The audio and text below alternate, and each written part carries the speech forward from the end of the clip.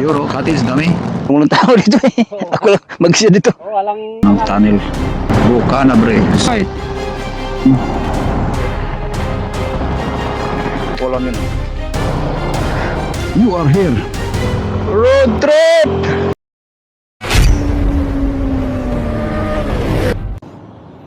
Alright, good morning. Dito ako ngayon sa Lucena City. Sa Hotel Casa Raliana. Alright. Maganda rin dito dahil may parking space talaga sila. Alright, punta tayo ngayon sa Norte. Daan ng Rizal, Bulacan na tayo, madaanan din Nueva Ecija. Okay, Nueva Ecija hanggang Aurora Province siguro. Depende lang, pero parang hindi makaya. Alright, let's go.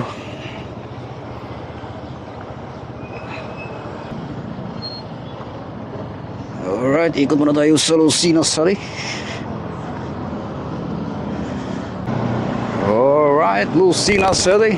Good morning.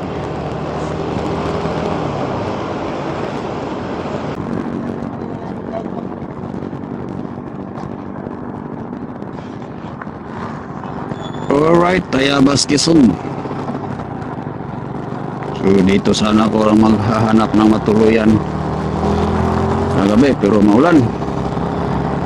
Saka medyo high price ang mga hotel sa Tayabas. Doon ako sa Lucena nakahanap sa kasagsagan ng ulan.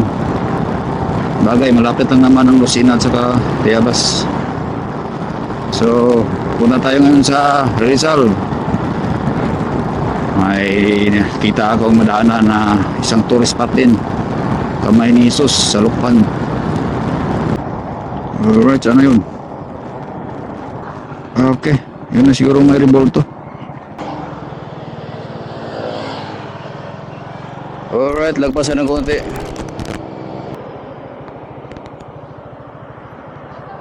Ha?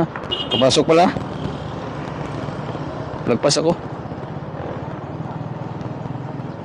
Saan banda ito eh? Alright, yun pala yung paradahan ng mga motorsiklo. Dito na, isingit natin dito sa gilid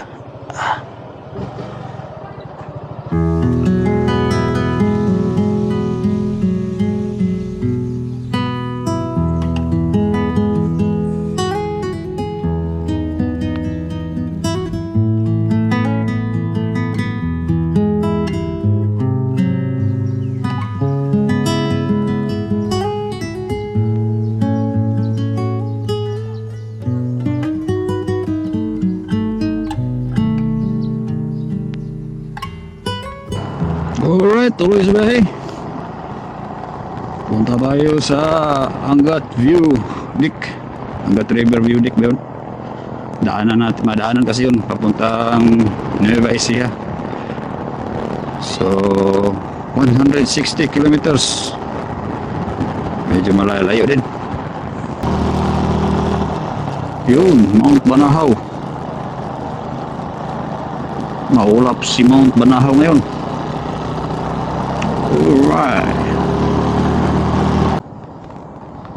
Alright, may bitukang manok pala dito.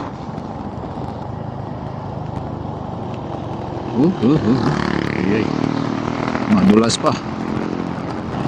Mahayhay, Municipality of Mahayhay. Ngayon, tama ba yung pagkabasa ko? May side mirror na pasada. Right, Mahayhay nga. Bayan ng Mahayhay, Laguna. Magdalena, Laguna. Alright. Magdalena, ikaw ay sawing palad. Ano ito? Pagsanhan 1880.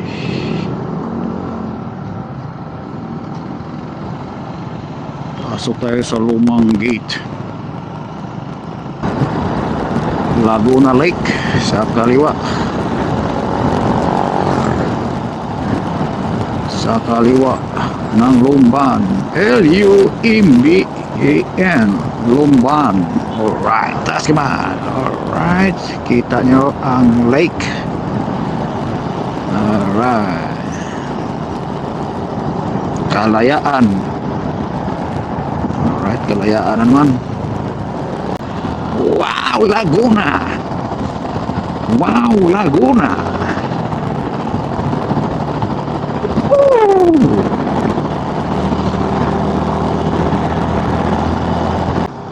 Daming kurbada din dito sa Rizala, pero daming lubak-lubak din. Oh, okay dito, smooth. Ang lubak-lubak.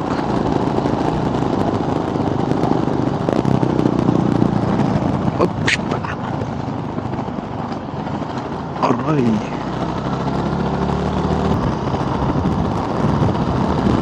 Oh, too much banking. I love mabitak. Alright. Mabitak-bitak weh.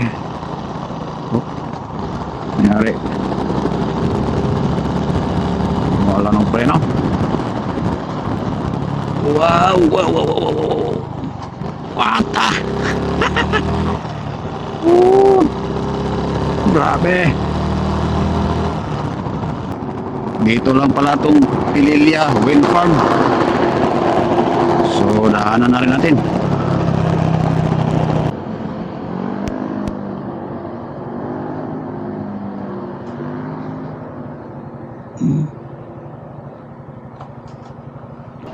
Diyan pala sa Aquino Drive.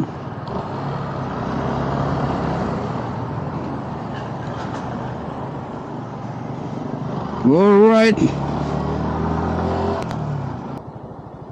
Oh. Laki pre. Wow. Laki man. So, bawal pala dito. Sa unahan daw. Alright. May motorcycle kasi dito kanina eh. Siguro sinaway din yun. So, akala ko talaga ako nasa Ilocos to eh. Pala, dito lang pala to.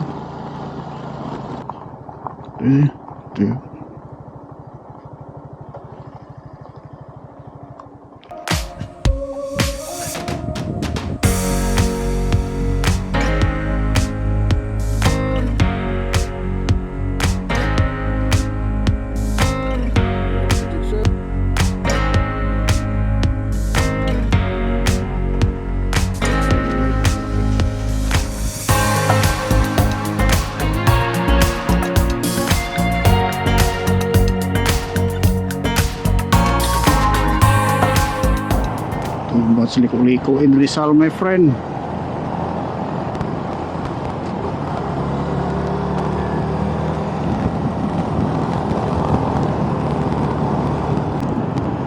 Castillo Hotel Sunset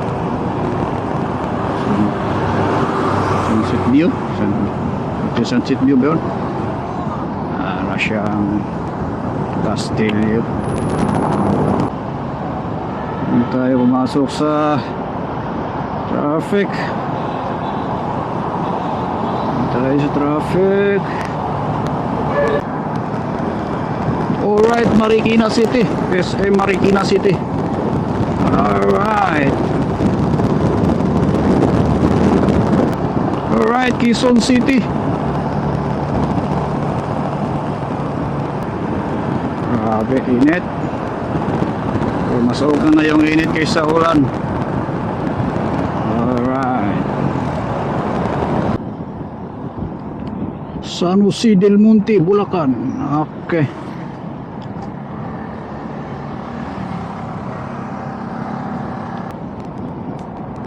Alright, City Hall ng San Jose del Monte, Bulacan. Laki. Grabe yung City Hall nila. Balikan natin yung view deck. Ang ganda yung sa gilid ng pala ng kalsada. Kala ko may tinayo talaga na mapanuoran ng mga tao. Alright.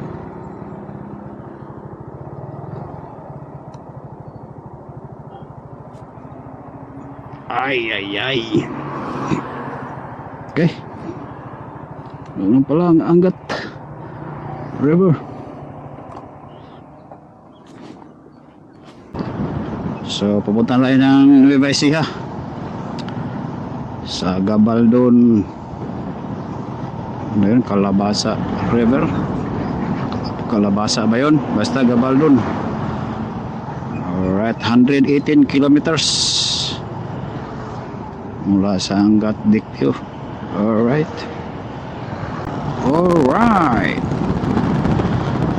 Road trip pa rin sa Bulacan.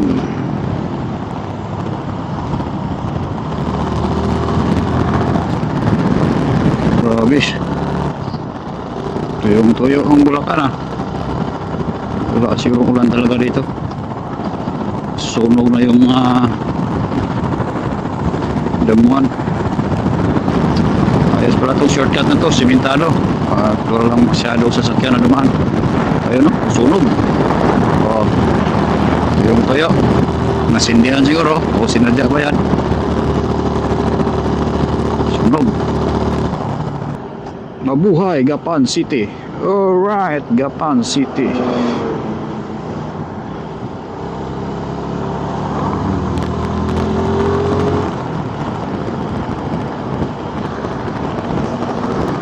Daming vendors. Sige na ang kalsada. Ang kayang specialty dito. Parang mga suka-suka, ah. Ayos din ng City of Gapan, no?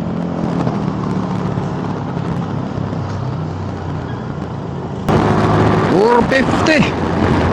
Alas 4.50 at may 50 kilometro pa. Papunta ang Gabaldon. Baka doon ako camping kasi may campsite naman doon. Alright, tapos sa kasiguran sa kinabukasan lapan na ang kapatagan ng Nueva Ecija. Maraming produkto ng palay dito, eh. Usad pagong ang traffic sa Cabanatuan City. Patay tayo nito. Lalo tayong gagabihin doon sa Gabaldon. Usad pagong sa Cabanatuan City. Ano nangyari dyan? Palayan City para ito. Palayan.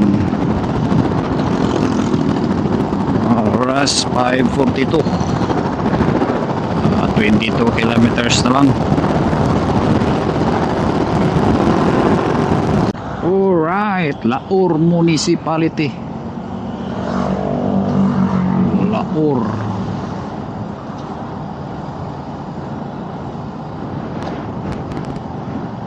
Laur Nueva Ecija. Okay. 19 kilometers pa pala yung Gabaldon. Alright. Yung campsite kaya saan kaya? So magtanong-tanong tayo sa unahan. Ito yung maraming naliligaw dito, eh, sa ilog na ito. Ayun, dami. Ang daming cottages sa baba. Paano kaya pag nagbaha? Ubos. Ubos siguro. Euro, cottage dami. Alright. So magtanong tayo kung saan may camp site dito. Alright. So meron daw nagtitinti daw doon sa ano, yun sa may maraming cottages din. Pero subukan ko sa unahan kung maganda bang pwesto. Kasi doon ang wala siyang ano, eh, wala siyang parking area na medyo distansya sa highway. Alright. Nong, saan ba may nagka-camping dito? Dito. Pero walang overnight. Dito pwede overnight. Wala overnight doon? Wala. Pero wala tao man, no? Dito Dito meron. Ha? Dito ang overnight. Doon, bawal doon. Sinabawal nila sa gabi, alang overnight doon. Sa alas 5 lang eh. Sa unan, wala na. Marami nagcamping dito? Dito pwede rin. Mag-overnight ka. Pero walang nagbantay, no? Andito, pupunta mamaya yung may-ari. Doon malapit sa tulay. Ayun. Pwede. Meron doon. Meron din yun. Doon sa Batikere. Walang tao dito eh. Oo. Ako lang mag-isa dito. Oo, alangan tao dito. Pero sa hapon doon, marami. Pero bawal doon. Overnight. Pero dyan, sa may tulay dyan, pwede. Mag-overnight. Yung nagtitent ba? Pwede rin. Kung kaya mo. Kala ko may ikuan ito eh. Tahimik man. Alang guys. Ibalik lang ko doon sa kuan siguro. O, doon, sa may tulay doon, may upon doon. Marami doon eh. Oo. Okay, thank you, thank you.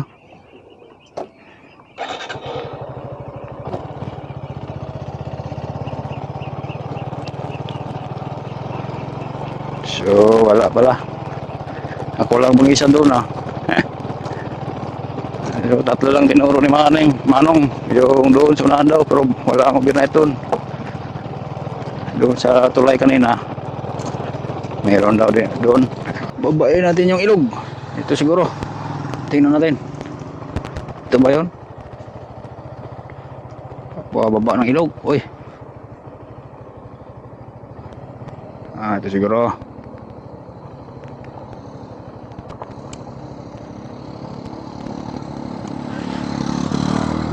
Alright. Ito ba yung lalim ng ilog, no? Okay. Tanong tayo kung pwede ba dyan mag-tent.